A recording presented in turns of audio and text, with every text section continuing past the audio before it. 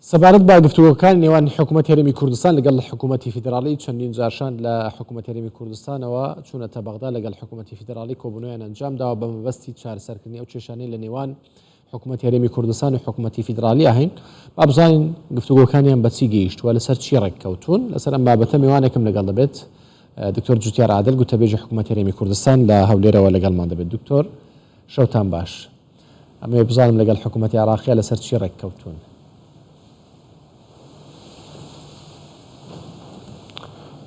ئێوارە باش و ئێوارە باش بۆ بینەرانی کوردستان بسوچواس.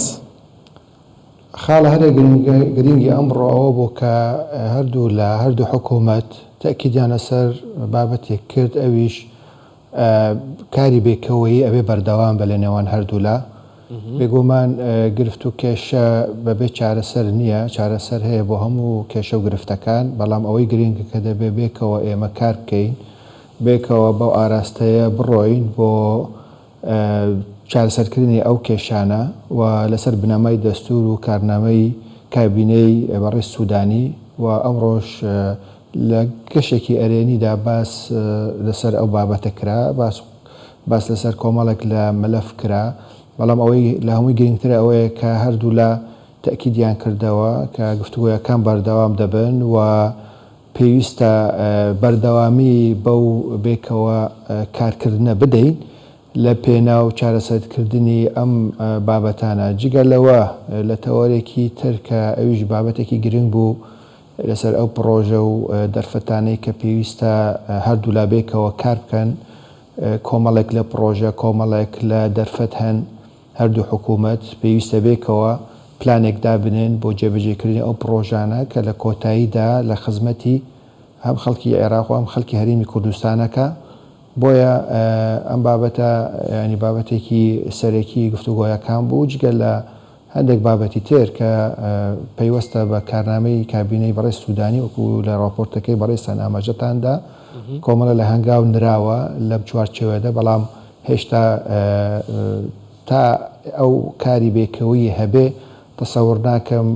کێشەکان بەردەوامی هەبێ. ئێستاش شاری حکوومەت ئەوەی تەکنیکی ئێستا لە بەغدایە گفتوگۆ لەسەر یاسا دەکات یاسای نەوت و گاز بۆیە لە کەشێکی ئەرێنیدا بوو زۆر ئاستێکی تێگەشتێکی بەرز هەبوو ئومێدەوارین ینی ئەم بێکەوە کارکردنە بەردەوام بێت بۆ چارەسەرکردنی نەک تەنها کێشەکان بەڵکو بۆ جێبەجێکردنی پرۆژەی هاوبەش لە نێوان هەردوو حکوومەت. زۆر باشە. دکتۆر ئەمێ پێم بڵێ لەسەر چی ڕێککەوتون دەگەڕێمەوە سەر پرسیارەکەم ئەو باست لە دانیشتنەکەی ئەمڕۆ کرد بەڵام بە کۆڕێککەوتن خۆشە چەندین جار چوتە بەغدا لەگەڵ شاندی پێشتر ڕێککەوتن بەڵێ تەبعەن ئەو دەستکەوتەیان ئەم لێک تێگەشتنە باشەی سەبارەت بە قانونی موازنە یاسای بودجێ ئەمە خۆی لە خۆی هەنگاوێکی گرنگ بوو کۆمەڵێک لە بربەست و گرفت لە پێش ئەم یاسایە دانرا بوون بەداخەوە بەڵام هەردووشاند هەردوو حکومەت توانیان کە بەسەر ئەم گرفتانە زاڵ ببن و توانیان ئەم پرۆژەیە تەواوکەن بێکەوە و ئەم پرۆژەیە پێویستە بەردەوام ئێمە کاری لەسەر بکەین مادە و بڕگەی ئەم یاسای پێویستە بە متابعەیە بۆ ئیتفاق کرا لەوەی کە بێکەوە ئێمە متابعەی ئەم بڕگە و مادانەی ئەم قانونە بکەین و بتوانین لە پەرلەمانیش تێپەڕێنین وەکو ئەوەی لە پرۆژەکە هاتووە وارەوە ئیتفاق کرا لەسەر کۆمەڵی بابەت کە پەیوەستن بە بابەتی ئەمنیە بابەتی ئیتفاق لەسەر بەڕێوەبردننی هەر قەیرانێک بە شێوەیەکی بێکەوەیی و نەهێڵین بابەتەکان تەشەنە بکرێت بە زووترین کات لایەنەکانی پەیوەندیداری هەردوو حکوومەت بێکەوە دابنیشن بێکەوە گفتوگۆ بکەن کێشەکان دەستنیشان بکەن زۆر باشیشی بۆ بدۆزنەوە و خاڵی تری گرنگ ئەوەیە کە هەردوو لا ئیتفاقیان کرد کە دەستور و کارنامەی کابینەی بەڕێز سوودانی ببێتە ئەساسێک بۆ چارەسەرکردنی ئەو گیر و گرفتانەی کە لە نێوان هەردوو. زۆر باشە.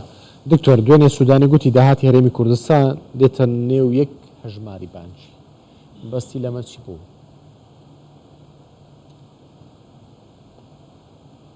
بۆرە گوێم لە پرسیارەکەنەوە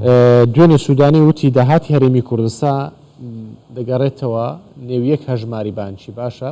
هەژمارێکی بانکی دیارە دیاری کراوە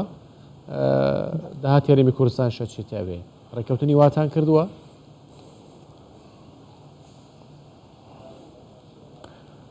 طبعا ئەم بابەتە جزئیەتێکە لە بابەتێکی گشتگیرتر گەورەتر ئێمە ئامانجی ئێمە ئەگەر مەبەستی بەڕێستانەوەیە لەسەر سێکتەری نەوت مەبەستی سەرەکی ئێمە ئەوەیە کە ئێمە شەریکێکی حەقیقی و ڕاستەقی نەبین لە داڕشتنی سیاسەتی نەوت لەسەر ئاستی هەموو عێراق نەکتکردنە هەرێمی کوردستان ئەو ئامانجی ئێمەیە کە لە دەسوورە هاتووە و ئەمەش بەشێکە لە سیستەمی فدرالی ینی حکوومەتی هەرێمی کوردستان وێ بەشدار بێ لەو سیاسەتانە و لە ڕێگەی ئەوەوە کە ئەمە شێوازی و هەیکلیەتی ئەم بەشدارکردنە لە پرۆژەی نەوت و گازی ئیتیحادی لە ئایندەدا جێگەی دەکەینەوە بۆەوەی بتوانین ئێمە وەکو شەریکێکی حەقیقی لە داڕشتنی ئەم سیاسەتە بەشدار بین ئەمەش گرفتێکی زۆر چارەسەرەکە بەتایبەت ئەو گرفتانەی کە لەنێوان حکوومەتی هەرێم و حکوومەتی عێراق هەیە جگەلەوە سێکتەری نەوتی عێراقش گرفتی زۆر هەیە ئەو گرفتانەش چارەسەرەکە بۆیە ئەمە گرینگە ئەوەی گرینگە لای ئێمە وەکو حکوومەت ناکرێت ینی یاسایەکی لە سەردەمی ڕژەمی بەعس ئێستا جێبەجێ بکرێ لە سێکتەرێکی گرنگ وەکو سێکتەری نەوت و گاز بۆیە پێویستە ئەم بابەتە چارەسەر بکرێت لە ڕێگای تەشریعکردنی قانونی نەوت و گاز زۆر بتوانین فعلەن یعنی وەکو تەڕەفێک لە عێراق لە داڕشتنی سیاساتەکان بەشدار بین لە داهاتوونەوە چۆن ئەفرۆشن لە ڕێگەی حکوومەتی فیدرالیەوە یان خۆتان نەوتە فرۆشن چۆن ڕێککەوتن لەسەر فرۆشتنی نەوتی هەرێمی کوردستان لەگەڵ حکوومەتی فیدرالیە هیچ ڕێککەوتنێکتان کردووە؟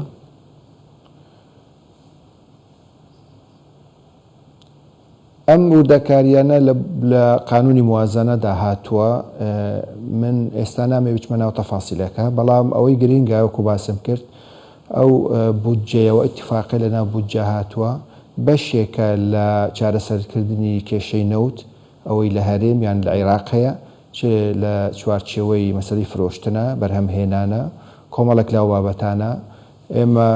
پابندین بە بنەماکانی دەستور و عێراقش ئەبێ بابند بێ بە بنەماکانی دەستور و تاکە ڕێگە بۆ چارەسەرکردنی گرفتەکان دەستورە بۆیە ئێمە ئەوەی لای حکوومەتی هەرێم گرینگە کە بە پێی دەستور ئیستحقاقاتی خەڵکی هەرێمی کوردستان و هەرێمی کوردستان بپارێزرێت هەرێمی کوردستان حەقی هەیە کە سامانە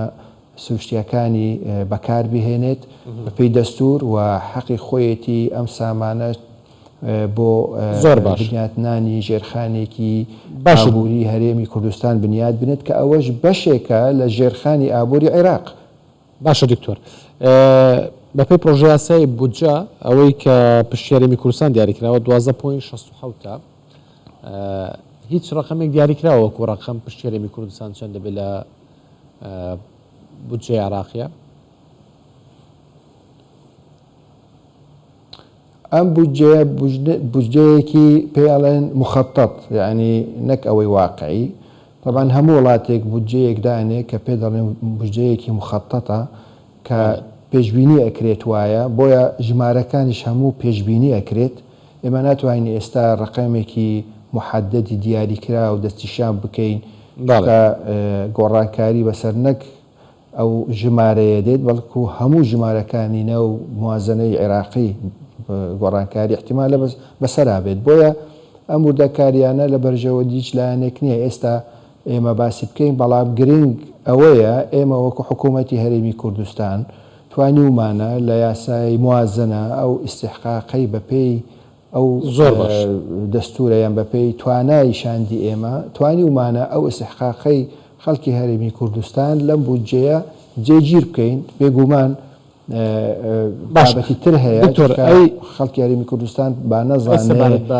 پەیوەندیەکانی ئێمە تەنها پەیوەستە بە بابەتی بودجە ئێمە بابەتی زۆر